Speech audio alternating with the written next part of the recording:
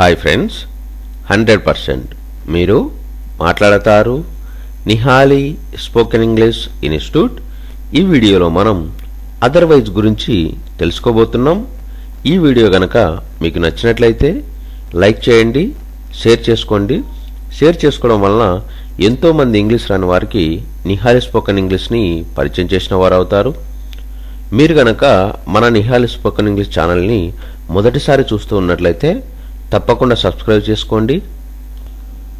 Otherwise అంటే కాకపోతే లేదా లేకపోతే అని అర్థం. అదర్వైజ్ను ఏ సందర్భంలో ఉపయోగిస్తాము అంటే మనం మాట్లాడే మాటల సందర్భాలలో కాకపోతే లేదా లేకపోతే అని చెప్పే సందర్భంలో మనం అదర్వైజ్ను ఉపయోగిస్తాము. Follow the rules otherwise you will be in trouble. నిబంధనలను పాటించు, లేకపోతే సమస్యల్లో పడతావు. You must not repeat this otherwise you will be dismissed. నీవు ఇది మరలా చేయొద్దు, లేకుంటే నీవు తొలగించబడతావు. Work hard otherwise you won't pass the examination. కష్టపడి చదువు, లేకపోతే పరీక్ష పాస్ కాలేవు. We must be early otherwise we won't get a seat.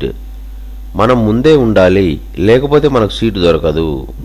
Walk quickly otherwise you will not overtake him. త్వరగా నడు, లేకపోతే నీవు అతనిని మించిపోలేవు. అదర్వైజ్ అంటే కాకపోతే లేదా లేకపోతే అని అర్థం.